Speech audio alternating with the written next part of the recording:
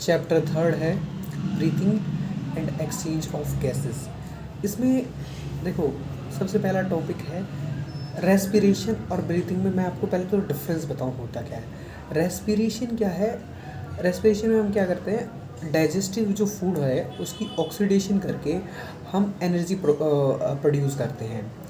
और वहीं ब्रीथिंग क्या है, देखो हम सांस ले रहे हैं, सांस छोड़ रहे हैं, ठीक है। इनहेलेशन और एक्सहेलेशन ऑफ गैसेस, ठीक है, एक्सचेंज ऑफ गैस, सिंपल सी बात है।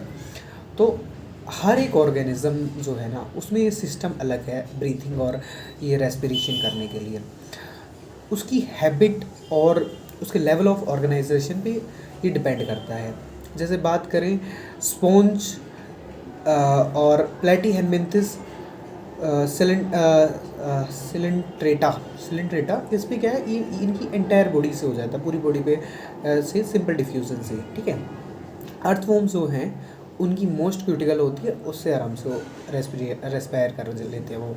इंसेक्ट में क्या है, ट्रैकियल सिस्टम है। स्पेशलाइज्ड वेस्कुलर गिल्स जो है ना, वो एक्वेटिक आर्थ्रोपोड्स में मिलेंगी, मोलस्का में मिलेंगी और फिशेस में मिलेंगी आपको। वेस्कुलराइज बैग एल्वेलाई की बात कर रहा है, ठीक है, लंग्स में होता है। वो किस में पाएगा, टेरेस्ट्रियल एनिमल्स जैसे हम लोग, ठीक है। फ्रॉग में क्या है ना, उसकी स्किन मॉइस्ट होती है, वो उससे भी कर लेता है, लंग्स से भी कर लेता है। बैक्योफरेंजियल कैविटी है उसके पास, वो उससे भी कर लेता है, ठीक है। ये याद रखने वाली बात है। जो स्किन से रेस्पायर कर रहे हैं उसे क्यूटेनियस रेस्पिरेशन कहेंगे, और जो गिल से कर रहा है वो ब्रैंकियल रेस्पिरेशन कहेंगे। जिसकी लंग्स से हो रही है वो पल्मरी रेस्पिरेशन होती है, ठीक है। अब पूरे चैप्टर में हम बात तो करनी है ह्यूमंस की, तो ह्यूमन रेस्पिरेटरी सिस्टम की बात करें। ह्यूमन रेस्पिरेटरी सिस्टम हमारा स्टार्ट होता है नोज से। नोज में देखो, ये आप दो ओपनिंग देख रहे होगे, तो ये क्या है, एक्सटर्नल नेरीज है या नोस्ट्रीज कह सकते हैं इसको। उसके बाद क्या है ना, अब एक्सटर्नल नेरीज होगी, उसके बाद नेज़ल कैविटी। इस नेज़ल कैविटी में आता क्या है, सबसे पहले बात करते हैं वेस्टिब्यूल की। वेस्टिब्यूल में क्या, देखो यहाँ पे हेयर दिख रहे होंगे आपको, और ऑयल ग्लैंड भी होते हैं यहाँ पे, ठीक है। ये क्या करते हैं, इम्प्योरिटीज़ को यहीं पे रोक देते हैं। उसके बाद रेस्पिरेटरी रीजन में मतलब यहाँ पे क्या होता है, कंडीशनिंग होती है।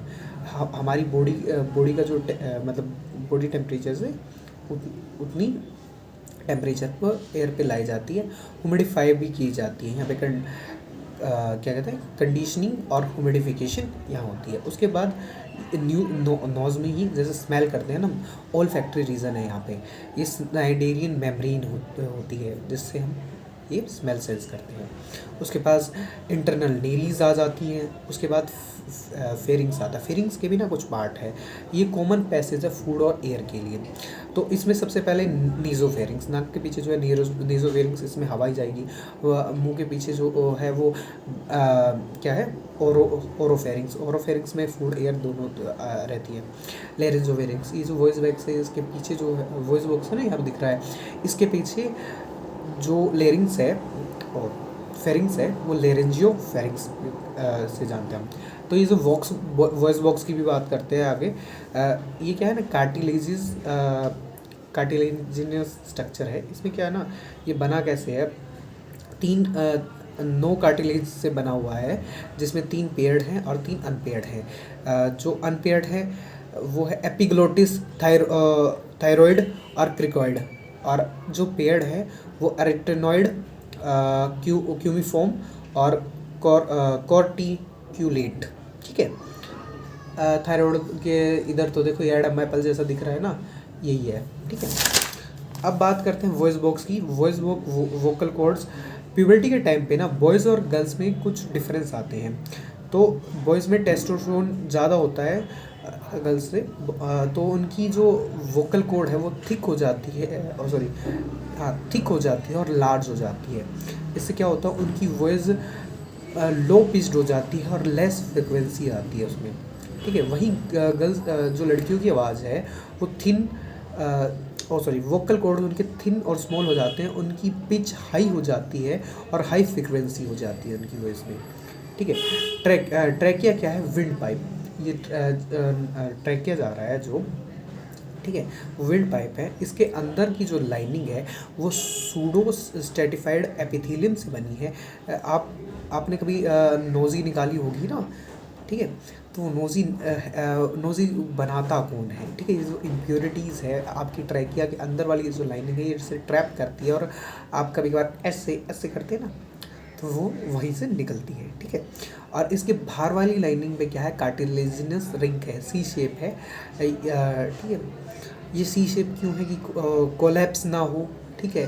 सी ही शेप क्यों है, तो कार्टिलेजिनस रिंग इसलिए है कि ये कोलैप्स ना हो, और ये सी ही शेप इसलिए है कि भाई जब एक्सपेंड करे तो इसको प्रॉब्लम ना आए, ठीक है। उसके बाद ट्रैकिया की बात करें, ये ट्रैकिया जो है ना ये बाइफरिकेट करता है। कहाँ पे बाइफरिकेट करेगा, आप पीछे वाली जो हड्डी देखते हैं, वर्टिब्रा कहते हैं हम इसे, थोरासिक 5 वर्टिब्रा पे, T5 पे, ये ऐसे दोनों और लंग्स के उसमें बाइफरिकेट कर जाता है।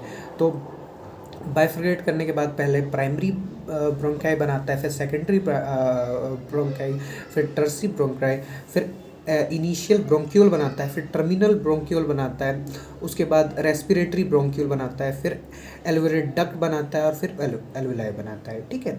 ये सब है। ये प्राइमरी ब्रोंक्यूल से लेके टर्मिनल ब्रोंक्यूल है ना, ये इसमें कंडक्शन जोन है, इसमें कोई एक्सचेंज ऑफ गैस नहीं हो रहा है, ठीक है, सॉरी, हाँ मैंने सही कहा आपको कि प्राइमरी ब्रोंक्यूल से टर्मिनल ब्रोंक्यूल तक कोई एक्सचेंज ऑफ गैस नहीं हो रहा है। और ये कार्टिलेजिनस रिंग कहाँ तक है, प्राइमरी टू इनिशियल ब्रोंक्यूल तक, ठीक है। रेस्पिरेटरी ब्रोंक्यूल, एल्वेओलर डक्ट और एल्वेलाई में एक्सचेंज ऑफ गैस होता है। इसके जो सेल्स होते हैं वो सिंपल स्क्वेमस होते हैं, और क्या नाम है, जो प्राइमरी ब्रोंक्यूल से लेके टर्मिनल ब्रोंक्यूल्स तक सिंपल क्यूबोइडल सेल होते हैं उनके अंदर, ठीक है। अब बात करते हैं एक एल्वेलाई की। एल्वेलाई की बात करें तो एल्वेलाई कुछ ऐसी होती है, ठीक है। उसकी लेयर के अंदर जो सेल होते हैं वो एल्वेलस एपिथेलियम से बने हैं, स्क्वेमस, ठीक है। उसके बाद बेसमेंट मेम्ब्रेन, एक एल्वेलाई, उसके नीचे एक बेसमेंट मेम्ब्रेन होती है, और उसके नीचे से एक कैपिलरी निकल रही होती है। वो जो कैपिलरी है ना, उसके जो सेल है वो बने होते हैं स्क्वेमस एपिथेलियम के, एंडोथेलियम भी बोलते हैं हम उसे। तो ये जो तीनों लेयर बनाए हैं हमने, एल्वेलस एपिथेलियम, बेसमेंट मेम्ब्रेन और एंडोथेलियम, इन तीनों को मिला के बनती है रेस्पिरेटरी मेम्ब्रेन। ये कितनी होती है, 0.2 to 0.5 नैनोमीटर तक की। ये एक थिन मेम्ब्रेन है और मॉइस्ट है। इसी के अंदर से ऑक्सीजन जो है, ऑक्सीजन या CO2 एक्सचेंज होता है, ठीक है। अब डिस्कस कर लेते हैं हम हमारी लंग्स की भी, लंग्स का कैसा स्ट्रक्चर है। लंग्स के स्ट्रक्चर की बात करें तो देखो, 2 लंग्स हैं हमारी, ठीक है, एक राइट लंग और एक लेफ्ट लंग, ठीक है। तो this is my right hand, this is my right lung, and this is left lung, मतलब sorry left hand, this is my left lung, ठीक है। तो जो लेफ़्ट वाली लंग है ना, जो लेफ़्ट वाली लंग है वो थोड़ी सी ऊपर होती है, एक मिनट यार, ट्रैकिया दोनों में बाइफरिकेट करता है। लंग्स की बात करें, लंग्स के जो इनर वाली लेयर है वो विसरल प्लूरा है, बाहर वाली जो लेयर है प्राइटल प्लूरा है, और विसरल और प्राइटल के बीच में एक कैविटी होती है, प्लूरल कैविटी में प्लूरल फ्लूइड भरा होता है। वो फ्लूइड क्यों भरा होता है, शॉक अब्जॉर्प्शन के लिए, भैया आप कहीं गिर रहे हो या हो, उसको शॉक से बचाने के लिए और फ्रिक्शन को रिड्यूस करने के लिए। इन दोनों लंग्स के नीचे एक डायफ्राम होता है, ठीक है, जिसके ऊपर ये रखिए। डायफ्राम में क्या है, उनकी मसल का नाम है फ्रेनिक मसल, ठीक है। जो लेफ़्ट वाली लंग है उसमें ना एक लोब है, और उसमें एक कार्डिक नोच भी है, क्योंकि वो हार्ट से सिचुएटेड होता है। 2 लोब्स हैं, सुपीरियर लोब और इन्फीरियर लोब। वहीं राइट वाली में क्या है ना, एक सुपीरियर लोब है, एक मिडल लोब है और एक इन्फीरियर लोब है। राइट वाली में 3 फिशर्स हैं, ठीक है, horizontal fissure, oblique fissure, sorry 2 fissure हैं, हॉरिजॉन्टल एंड ऑब्लिक, और लेफ्ट वाली में सिर्फ एक, ठीक है। और जो दोनों लंग्स के बीच में एक जो स्पेस है वो उसे कहते हैं मिडियस्टर्नम, उसी में हार्ट सिचुएटेड होता है, ठीक है। और अब एक बात और बताता हूँ, ये इतना इम्पोर्टेंट ऑर्गन है हमारा लंग्स, इसको किसी तरीके से प्रोटेक्ट भी कर रखा होगा। प्रोटेक्ट करने के लिए हमने बना रखा है रिब केज, मतलब हमारी बॉडी में है रिब केज। तो ये जो रिब केज है ये कैसा होता है, देखो जो हमारी ये क्या है, वेंट्रल साइड है, वेंट्रल साइड में एक हड्डी होती है स्टर्नम, ये ऐसे यहाँ तक मतलब पूरे लंग्स को ऐसे कवर कर रही होती है। डोर्सल साइड है, आप जब या तो चैप्टर पढ़ें या आप देखेंगे पीछे तो वो वर्टिब्राe होते हैं वहाँ पे, और साइड में होती हैं रिब्स होती हैं, ठीक है। इन सब और नीचे डायफ्राम बताया, तो इन सबको मिलाकर बनता है रिब केज, ठीक है। अब बात करते हैं मैकेनिज़्म ऑफ ब्रीथिंग की। मैकेनिज़्म ऑफ ब्रीथिंग को समझने से पहले आपको केमिस्ट्री के 2 लॉज समझने जरूरी हैं। पहले तो बताऊं पार्शियल प्रेशर क्या होता है। किसी भी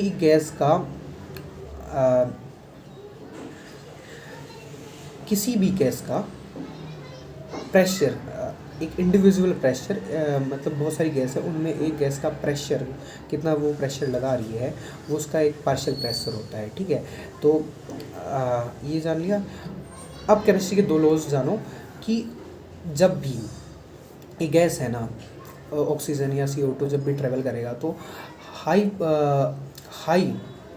partial pressure to low partial pressure जाता है, ठीक है। और पार्शियल प्रेशर इन्वर्सली प्रोपोर्शनल है वॉल्यूम के, ठीक है।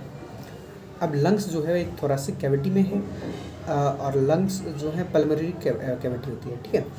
अब बात करते हैं इंस्पिरेशन। जब हम हवा अंदर लेंगे तो क्या होगा, हमारी कौन कौन सी मसल्स काम करेंगी, इनटेक ऑफ एयर में क्या होगा। अब देखो कि हमने बताया ना कि हवा जब भी बाहर से अंदर आएगी तो हमें लो पार्शियल प्रेशर बनाना पड़ेगा। अब लो पार्शियल प्रेशर के लिए हम क्या करें, वॉल्यूम को बढ़ा देते हैं। क्या करते हैं, वॉल्यूम बढ़ानी पड़ेगी। अगर पार्शियल प्रेशर कम करना है तो वॉल्यूम बढ़ा दो तो पार्शियल प्रेशर कम हो जाएगा। तो इसके लिए हमारे डायफ्राम क्या करेगा, डायफ्राम को क्या करेगा, कंस्ट्रिक्ट हो जाएगा, मतलब वो ऐसा रहता है तो ऐसा हो जाएगा, ठीक है डायफ्राम। और एक्स्ट्रा इंटरकोस्टल मसल्स का भी रोल होता है। 75% डायफ्राम का रोल होता है और 25% एक्स्ट्रा इंटरकोस्टल मसल्स का काम रहता है। दोनों को कंस्ट्रक्ट करेंगी, डायफ्राम फ्लैट हो जाएगा और ये एक्सटर्नल इंटरकोस्टल मसल से रिब केज बाहर आएगा और आउटवर्ड, ठीक है। इससे क्या होगा, वॉल्यूम बढ़ेगा, प्रेशर कम होगा और हवा अंदर आ जाएगी, ठीक है। ये एक एक्टिव है, देखो मसल्स ने काम कर रहा है, ठीक है।